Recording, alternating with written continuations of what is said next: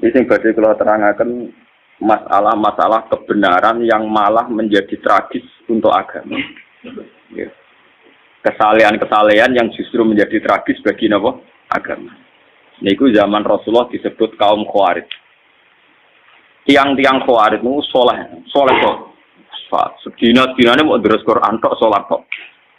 Wes deres Quran salat, deres Quran salat. Wes pokoke ora tau ora salah. Darani wong zina ya kafir, darani maling ya kafir, darani koruptor gitu kok. Kafir. Kok dekne ku soleh. Yo soleh ibadah wajib, yo soleh ibadah napa? Sunat. Tapi dari Kanjeng Nabi soleh yang model ngene wajib diperangi. Mulane ngeron kiai soleh nemen-nemen niku malah salah. Karena apa? Ini bahaya bagi agama. Soleh nak berlebihan itu bahaya bagi apa? Agama. Sama tak ceritani. Kelompok Khawarij itu lahir yang teridentifikasi oleh sejarah dan sudah diramalkan oleh Rasulullah. Niku zaman Ali. Dan yang paling banyak mendapat khitab tentang Khawarij adalah dinten Sayyidina. Ketika Ali perang dengan Muawiyah dan karena perang maka saling bunuh, saling tikam, saling menghujat. Orang-orang soleh itu risih. Roh Ali yo risih. Jarene pemimpin Islam, tokoh kok penggaweane perang ngrasani wong tukaran.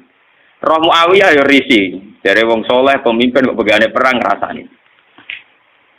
Artinya dia terus merasa paling soleh dibanding Ali dibanding nopo? Muawiyah. Darane Ali yo gento, darane Muawiyah ngene apa? Gento. Darane Ali yo kafir, darane Muawiyah. Akhirnya kelompok ini meyakini bunuh Ali ya ibadah, bunuh Muawiyah ya apa? Ibadah. Akhirnya kelompok ini orang-orang soleh yang keluar dari tatanan Ali juga keluar dari tatanan Muawiyah. Walhasil akhirnya bikin gerakan untuk anti Ali, untuk Muawiyah. Bahkan ketika Sayyidina Ali kirim pasukan ke mereka, sedang deres Quran. Sauri-sauri buat deres Quran, poso, tahajud, enggak pernah salah. Tapi Kanjeng Nabi, makanya ini aja sampai salah paham. Dipeseni Ali dipeseni, nak ono kelompok ngono kon merangi. Sause iqamatil hujjah, sause mendapat penjelasan. Iki ampun nganti salah paham. Sampeyan salah paham neraka tenan. Bener nek malah. Ini masalah paling sensitif dalam sejarah Islam. Mergo ngadepi podo-podo wong Islam, bahkan wong Islam soleh. Jadi kita ngadepi wong napa? Soleh. Kalau ingin ngaji tentang Bojonegoro, kalau anggar setua akhir bulan tentang Bojonegoro, tadi malam masih tentang Bojonegoro. Di dalam kalau terangkan masalah Khawarij. Kenapa Khawarij ini menjadi bahaya? Karena kesalehan yang tidak punya perhitungan. Jadi soleh tapi goblok. Misalnya ngeten, kalau contohnya ngeten tentang Bojonegoro, tentang Mriki, tentang Budi-Budi, kalau contoh. Misalnya tentang perempuan itu dianggap fitnah. Semua tragedi sosial karena perempuan. Wong nakal lali anak bojo mergo katut wedoan. Kiai lali kitabe krana katut napa? Wedoan. Pejabat lali tugas kewajibane katut napa? Wedoan. Sehingga kesalahan yang namanya perempuan itu divonis semuanya serba hitam. Harus dijauhi, harus apa? Tapi yang dia tidak menyadari kesalahan ini tanpa perhitungan. Ketika wong soleh menjauhi perempuan, ini artinya perempuan didekati wong dolim dan produksinya mesti produksi wong dolim. Misalnya kok Mustafa soleh, bojo muk sitok, ora ngarah wani nambah. Anak mau loro. Artinya mau Mustafa iki soleh mau nglahirno wong soleh loro. Sementara wong dolim produksi kedoliman besar-besar. Ning dalan-dalan rabi, ning dalan-dalan dhe anak. Liwat bojone, selingkuhane, perkosaane. Berarti produksi dolim jauh lebih cepat. Produksi dolim cepat, produksi soleh lambat. Paham ya? Mulane wong kok janggal poligami ora pati ulama. Nek soal rawani wedi bojo jujur wae. Tapi ora usah ngait-ngaitno agama salah dalam konsep poligami. Mergo produksi dolim mesti cepet. Jajal wong dolim sitok nyelingkuhi wong pira. Paham ya? Hasil selingkuhan dia anak, hasil bojo sing nganggo surat nikah dia anak, hasil perkosaan dia anak. Produksi kedoliman yang cepet. Produksi soleh lambat dia anak loro ora iso ngeki mangan. Paham ya? Artinya andekan kesalehan ini terus main pukul rata menjauhi perempuan karena ada fitnah, ada masalah. Toh wong dolim tidak menjauhi perempuan, maka rahim perempuan hanya melahirkan produksi kedolim. Begitu juga menyangkut harta. Wong kudu ado duwe, ado macam-macam. Sing sugih wong dolim, mergo ora menghindari harta. Sing saleh kuwere. Sing dolim dhe karyawan wae. Bisa gawe kelompok niklab, kelompok macam-macam kelabing, kelompok senam sing aneh-aneh. Sing saleh kuwere. Kok gawe kelompok, nggo mriki awake dhewe mengkis. Paham? Sehingga kesalahan anti harta punya akibat begini, nanti ke depan punya akibat begini. Begitu juga menyangkut pangkat. Sing dolim kompetisi kepengen jabat, akhirnya jadi bupati, wakil bupati, DPR. Sing soleh malam belesek. Ketua RTW apa aja. Paham? Padahal dalam undang-undang tentu yang menentukan yang punya otoritas. Sing di otoritas dolim kah? Kabeh akhirnya pornografi gak kriminal, semua kesalahan gak kriminal. Sing soleh belesek mau RTW apa aja. Delik ning gunung wis wae wong, gasap dene moh ora pusing. Nah, kesalahan khawarij itu nanti punya akibat demikian. Andikan ditoleransi punya akibat demikian. Maka Nabi pesan ning Ali, orang itu harus kamu lawan. Bahaya bagi agama. Kelompok kesalahan sampai menghancurkan sendi-sendi kehidupan itu harus dibunuh. Karena bahaya bagi agama. Kesalahan tapi bikin kekacau. Nah itu khawarij. Pulau berkali-kali istikharah. Kenapa seorang Rasul yang terhormat, ya? Kenapa seorang Rasul yang terhormat oleh Allah Subhanahu Wa Taala disifati resmi, disori hil alfat ya dalam teori usul fikih kalau soreh itu layak balul mafhum harus difahami demikian. Artinya tidak mungkin salah karena lafadznya apa eksplisit, apa soreh. Wama arsalna qablaka minal mursalina illa innahum layaquluna ta'ama wa yamshuna fil aswaq. Saya tidak pernah ngutus seorang rasul kecuali punya tradisi ya doyan sego. Layak kuluna tamu ya doyan mangan. Wayam sunafil aswaq seneng mlaku-mlaku ning pasar. Paham? Wayam sunafil aswaq maknane seneng mlaku-mlaku teng napa? Kula nu berkali-kali ngaji teng Sarang, padahal Sarang daerah basis pesantren. Saya itu ngomong bahwa seorang ulama itu wajib kadang-kadang jalan-jalan di pasar, ning terminal kok ini dalan-dalan, sing wong akeh. Kenapa? Karena kalau seorang ulama, seorang nabi, seorang wali, orang-orang soleh itu tidak mengakui proses sosial yang bernama transaksi, itu akan bahaya bagi agama. Ya, akan bahaya bagi agama. Sekarang tidak ada kriminalitas pencurian, penggarongan, penyabutan, pengemplangan dan sebagainya itu baru kayak pasar. Karena pasar ini masih sesuai fitrah Allah illati fatarana sanapa alaihi. Di mana manusia ingin memiliki sesuatu harus lewat transaksi. Nah, kepengen untuk gedang goreng kudu tuku lewat transaksi. Kepengen untuk gula ya harus tuku lewat transaksi. Ingin memiliki sesuatu juga harus beli lewat transaksi. Dengan demikian ada ketertiban umum. Lah, memiliki sesuatu ingin lewat transaksi itu fitrah Allah, sunnah manusia. Karena mereka risih dengan yang namanya maling, garong, jambret. Coba kalau tidak ada pasar, orang ingin mendapat sesuatu lewat garong, lewat menjahat dan sebagainya, maka dunia akan kacau. Dan tugas seorang rasul adalah mengakui proses fitrah, proses kultur manusia yang sudah benar, yaitu ingin memiliki sesuatu lewat transaksi. Karena ini menjadi stabil, negara menjadi stabil, komunitas menjadi stabil. Sebab itu Allah dawuh wa khalawul bi'a wa karramat iqbal. Allah sangat menganjurkan yang namanya transaksi. Yaitu orang memiliki sesuatu lewat apa? Transaksi. Kenapa Rasul sampai didesain sedemikian oleh Allah Subhanahu Wa Taala? Kalau ndak, nanti agama dikira hanya urusan iktikaf, urusan tahajud, urusan qiyamul lail, urusan puasa sunnah. Padahal ciri utama agama adalah satu ibadah mahdhah, ada sholat, sujud. Nomor dua muamalat, ibadah sosial. Dan muamalat ini tertib karena orang kalau memiliki sesuatu ingin lewat transaksi, bukan jalan pintas nyolong atau enggak. Nah, proses agama yang kedua ini diakui oleh para rasul lewat mereka itu ya gelem dagang di pasar. Semua nabi punya sejarah sebagai pedagang. Nak sing ora dadi pedagang kayak wali-wali abdal, sing penting seneng ning pasar. Mulane kula bolak-balik, kula teng Sarang wani matur, nek ana kitab kok nerangno ning pasar Gugura Muruk iku sing aran rapati ngalim, mesti rapati ngalim. Kliru. Wong ayate sore kok ditentang, kecuali ayate mafhum lho. Wa yamsuna fil aswaq ayate napa? Sorry. Dalam semua tradisi keulamaan tentang ayat sorry itu tidak bisa. Kalau mafhum mungkin yang mafhum salah, tapi kalau sorry tidak bisa. Wayam surah apa? Sampai tak cerita nih. Kaji Nabi itu pernah ditanya. Umumnya Nabi itu kalau ditanya amal paling baik itu apa kan buat dijawab tahajud, buat puasa sunat, buat Nabi ketika ditanya jawab kasbur rojul biadihi. Ikhtiar terbaik itu apa ya Rasulullah? Ayul kasbi atyab qol amalur rajuli biyadihi wa kullu bi'in mabrur.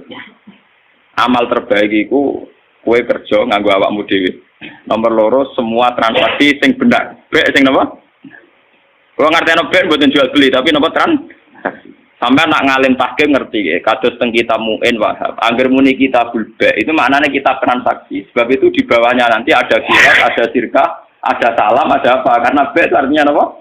Transaksi. Jadi bek mboten jual beli fakot, tapi artinya transaksi. Makanya kalau di kitab-kitab fikih Kitabul Muamalat dimulai Kitabul Ba'. Nanti di bawahnya ada kordu, ada sirkah, ada kirot, ada macam-macam. Nah, ini Ba' makna dasarnya apa? Transaksi.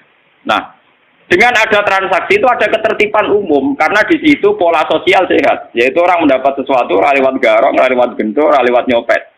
Lah agama tinggal ngakui ini bahwa itu juga agama. Nah, ini intinya ngeten. Keliru Khawarij. Mestinya setelah ada orang ingin beli sesuatu lewat transaksi, yaitu agama. Ada orang jual beli secara siat, yaitu agama. Namun agama itu loro, agama sing ibadah madha kaya salat sunat, agama sing kaya muamalat yang benar kaya transaksi yaitu agama. Lah Rasul disuruh ngakui, sing kaya salat ya saleh, puasa ya saleh, transaksi secara legal ngene apa? Dan itu juga agama. Termasuk agama adalah jual beli secara benar. Golek nafkah anak istri juga termasuk agama. Imatatul adza anitorik juga termasuk agama. Semua kebaikan agama. Kata Nabi wa kullu ma'rufin juga agama. Semua kebaikan namanya apa? Agama. Nah, orang Khawarij mereduksi agama hanya dengan kesalahan subjektivitas. Misalnya dekne itikaf di masjid. Ana wong mara pasar, wong kok kedonyan, akhirate kapan? Paham? Ana wong waji istiqosahan. Kok ana wong transaksi ning gone alun-alun. Oleh ibadah kapan men mergawe rina wong iki gedhe. Sehingga nanti agama ini tercerabut dari hukum sosial. Dan itu bahaya bagi agama. Bahaya apa? Bagi agama. Nah, wong Khawarij iki dari Nabi kon merangi karena bahaya yaitu mereduksi agama hanya untuk urusan ibadah Saya punya catatan hadis sahih sing diriwayatno Imam Ghazali. Suatu ketika Nabi itu jagungan teng teras masjid kalian sahabat-sahabat sing badhe itikaf. Niku tenggo teng Ihya bab Fadilatul Kasbi, bab fadilah kerja. Terus wonten canom gagah nggawa cangkul. Gua apene kebon kurma apa napa. Kita serang-arang marang kebon padi ora ana pari niku. Terus dari sahabat-sahabat sing niku cara ngene kok Rukin Mustofa sahabat sing seneng ngaji, seneng saleh-saleh. Hal la yakunu jaladuhu fillah. Wah, caiku akan lebih baik nak gagahe digo iktikaf. Kesaleane dipakai iktikaf. Pak Amin ngurusi dunia. Dari Nabi, halla taqulu kadzalik. Kamu jangan komentar demikian. Dia mungkin kerja untuk nyarikan nafkah untuk ibunya dan itu baik. Atau menyarikan nafkah untuk anak istrinya juga itu baik. Nah ini hebatnya Rasulullah. Sebab itu agama sebetulnya dalam konteks Indonesia itu tidak pernah kalah. Makanya aku darani kiai paling sukses ya aku. Mergo ora tau kalah. Nak kiai sing senengane ngaji sekali sing ngaji sithik ngrasa kalah wong ora seneng ngaji men kedonyan wae. Lah kula kan mboten. Misale sing seneng ngaji yo apik wong ngaji. Sing ning pasar ya apik wong nglakoni golek nafkah anak bojo. Sing saiki macul iki sama ya apik wong kerja. Jadi aku nganggep sukses umatku baik-baik saja. Paham? Lah salahe kiai darani sing apik sing melok kelompok dekne psikosa sehingga darani ono kiai mulang ora ono sing ngaji malah do kedonyan ning sawah. Ya akhirnya dia merasa kalah, mergo sing ning sawah luwih akeh timbang sing ngaji. Dia cara berpikir salah, maka dia merasa kalah terus. Perempal wis ngono keliru cara Kanjeng Nabi. Dia nek sing dibela-bela Kanjeng Nabi, dibela Kanjeng Nabi nyalahno. Ora lara. Lah nek kaya kula kan santai. Sing ngaji ben ngaji kalau biasa ora toko-toko kres sawah ke dia ya apik wae tak apa apik. Karena kemenangan agama sebetulnya dihalal demikian dan itu memang agama. Sama cek di Quran di hadis semua perilaku sosial yang benar itu ya bagian dari agama karena agama adalah amar ma'ruf nahi mungkar semua ma'ruf itu makmur diperintahkan adalah bagian dari agama. Nah dari Kanjeng Nabi akhirnya cara sahabat terpelajar sudah tahu. Nah ngono sing iktikaf ya sedang dalam bingkai agama. Sing saiki nggo pacul ning kebon ya sudah sedang dalam bingkai agama. Dan nggo kiai ki model ngono kan aman. Ngono Kanjeng Nabi yang ngrasa sukses. Sing bareng beliau ning masjid ya nderekno Nabi. Sing ning pasar ning dalan-dalan ning gone sawah ya nderekno Nabi iku ya ajarane malah nabine menangan to. Sing ning sawah ya nglakoni ajaran Nabi golek nafkah. Sing ning pasar ya nglakoni ajaran Nabi golek nafkah. Sing ning terminal dadi kernet, dadi supir ya nglakoni ajaran Nabi. Lho sing ora ajaran Nabi kan jiwite wong iku ora ajaran. Sak mergawene tetep ajarane Nabi lho campur aduk.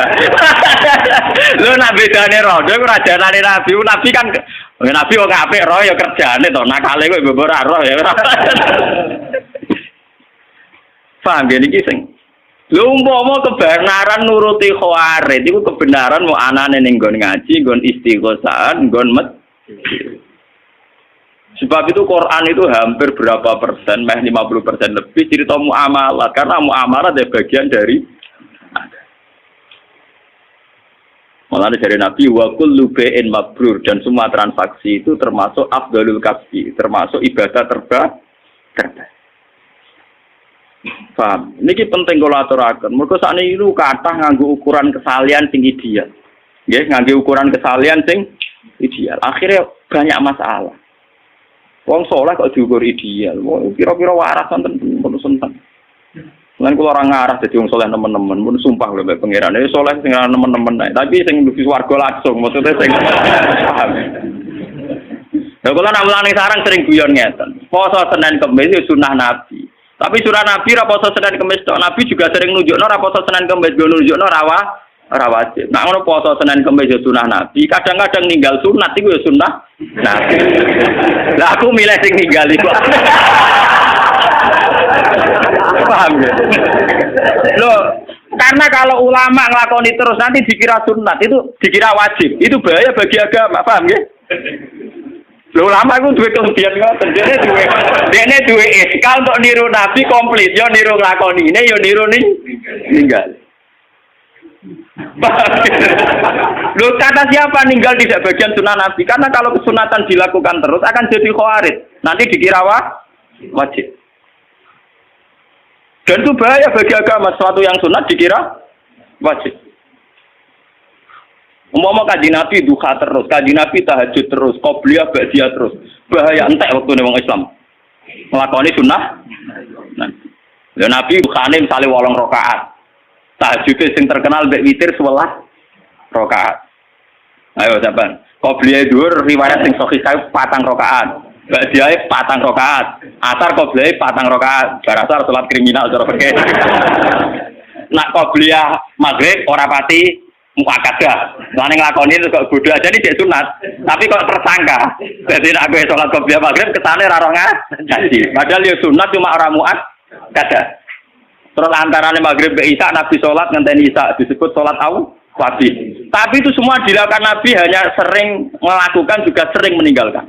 Umpama Nabi nglakoni terus pasti dikira wajib. Mana kalau ngomong tentang santri-santri, jangan kira orang kayak saya tidak melakukan sunnah Nabi, bisa melakukan sunnah Nabi. Cuma di perhitungan milih gampang. Itu soalnya aku di perhitungan, jadi milih sing apa? Singkat.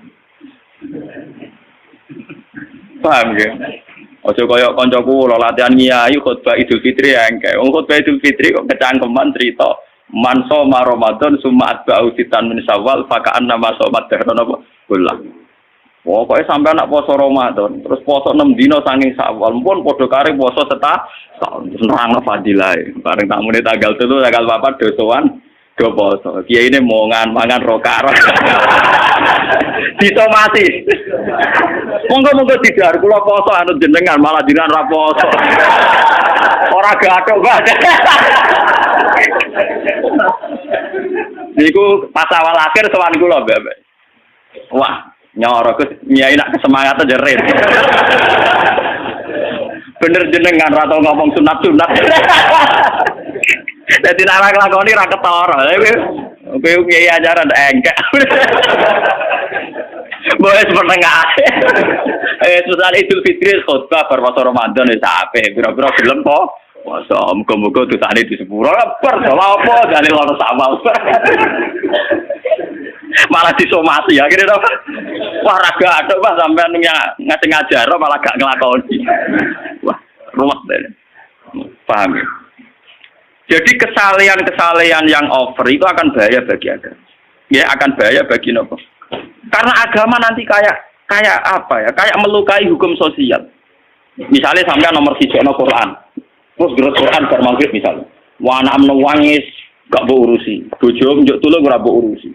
Alasan uang lagi terus Quran nomor 1, cek anak loro, cek anak nangis ra urusanku. Berarti kowe demi Quran tapi melukai hukum sosial. Sementara Quran yang kamu baca itu artinya wa ahsinu innallaha yuhibbul muhsinin. Lakukan kebaikan. Allah mencintai sesuatu yang mulane sing dinaling ngamuk ketika mau keluar dari Quran. Kon bela sing bener ra gelem tetep maca Quran. Quran iku ora iso ngongkon, sing iso nerangno ulama. Itulah kekakuan. Padoro babiyahi hakaza. Niku tegere riwayat padoro babiyahi hakaza alal mushaf. Mushaf dituku iki sidina. Lah iya Quran sing mbok waca iku ngongkon kowe nulung ora. Lho iya kan lucu toh, misalnya sampean ndres Quran anak-anak nangis. Perkara njuk susu mbok apa. Terus kowe mau nulung karena nomor 3 ana Quran, nomor 2 ana anak. Lah wong saleh model khawarij ngoten niku, cara berpikir ngoten niku. Toh saat kowe nulung anak yo jek deres Quran, mergo kowe nulung anak yo perintahe Quran. Ngapiki bojo yo atas nama perintahe. Toh kamu ndak perlu lepas dari Quran kan saat nulung anak, memperintah Allah wa ahsinu innallaha yuhibbul. Misalnya kalau dari Quran, ada tamu, misalnya Mustafa, Barukin, tuh, Assalamualaikum, Gus Lon. Lu aku mau tengok kiri kok Rukin, yang ngakoni Quran, dari Quran kan sakit pikir itu kan, paham? Orang kok, kalau tetap dari Quran, gua tak Rukin makhluk nomor biro itu. Lah kesalahannya kemarin muniku, paham? Paham ya? Bahaya kesalahan model ngono, napa? Mulane Abdul Qasim Al-Junaidi termasuk tokoh tarekah paling diikuti sinten Abdul Qasim Al-Junaidi. Dia punya tradisi poso terus. Wah, saurip-uripe poso, terkenale. Jebule santrine sering roh dekne ku mangan. Ayo dekne wis ditakoki. Kulo jadi kan poso terus, tapi jebule nek wonten tamu nggih mangan. Gak aku mangan baturi tamu, gajare ora kalah mbek nerus napa? Poso. Dadi sanut ulama sing ngono-ngono. Paham? Tapi perasaane dekne tetep poso karena batalnya poso ora krana nuruti nafsu, krana permata. Pertamane mulai dia tetep biasa gitu terus napa kan. Ora kadung batal rokokan terus. Wis kadung gak poso, menisan rokokan terus ora ngono maksud. Ya sekadar pas paham kan? Lho kok oh kok